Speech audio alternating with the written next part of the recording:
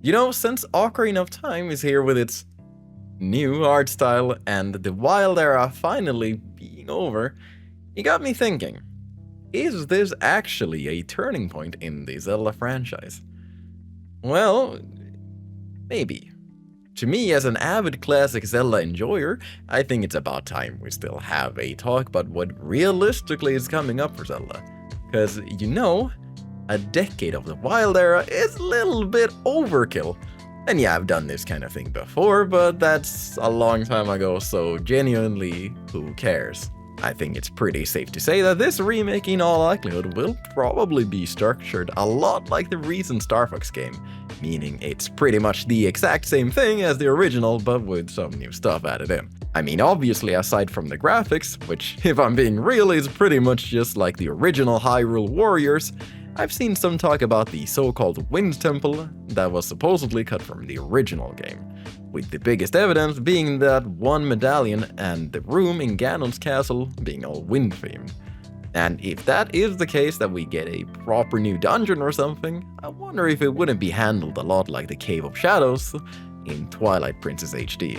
I mean, it sounds nice at least. A little bonus challenge, if you will. I think whatever happens with the Ocarina of Time remake will heavily influence the series going forward regardless. With the decline of hype for open world games finally being a thing, I'm fairly certain that the next mainline game won't be the exact same thing as the Wild Era all over again. Basically speaking, I'm gonna imagine the next Zelda going back to a slightly more linear approach, but probably structuring it closer to the Wind Waker in a way. Now, what do I mean by that, I hear you say? Well, the Wind Waker as we know it is linear in the way that there is a set path for you, but the world itself is technically speaking open. So in that sense, you get the best of both worlds. Proper dungeons, difficulty scaling, and a coherent story. Basically all of the things that Breath of the Wild didn't have. Now, I've talked about how I vastly prefer Tears of the Kingdom over Breath of the Wild in the past, and thus I think it's worth mentioning that I feel that there was an attempt to move towards some of those things I mentioned before, i.e. dungeons and a coherent story. Difficulty scaling, unfortunately, not being one of them. So logically speaking, I think that if anything, kinda strengthens my argument. And while all this sounds nice, there is one thing I worry about, and that's you not being subscribed! This channel is built upon the support of viewers like you watching my stuff, and naturally I want to be the best that I can be, whether it's doing silly stuff like this or more serious videos like the last one. Whatever the case is, I'm really thankful that you stick around. Now, let's get back to Zelda.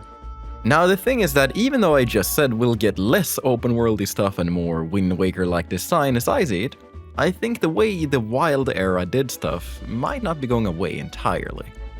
I could easily see the concept of using materials for stuff and all that still being present, although maybe a bit more like Skyward Sword.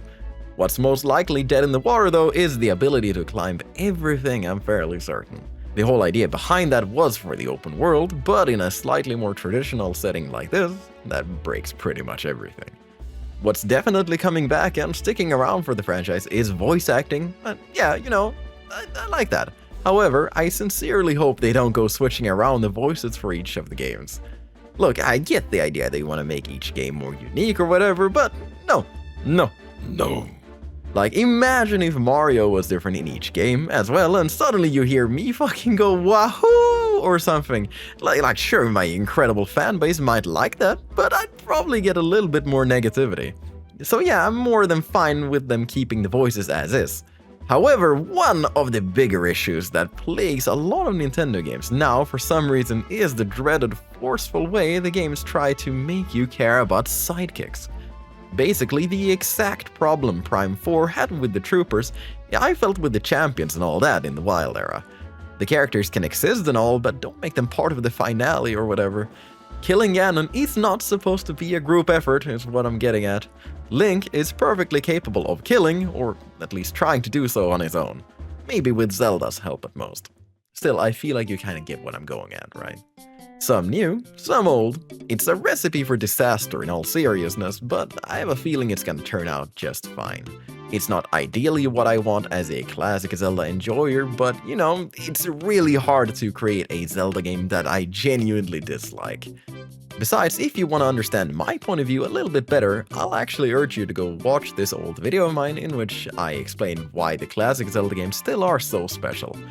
You know what? I'll rank the games in the future. I'll even include the Wild Era games, because I love them so much as well. You know, so much so that you might even be surprised by their placements. So you're gonna have to get subscribed if you want to see that. Still, it's nice having stuff like this every now and then. I mean, in comparison to the drama surrounding other franchises like Pokemon or Metroid, it's nice to finally just enjoy something like this. Still, I'm hoping you'll be willing to argue or simply share your opinion on all this with me. I'll make sure to respond to every comment, and you know what?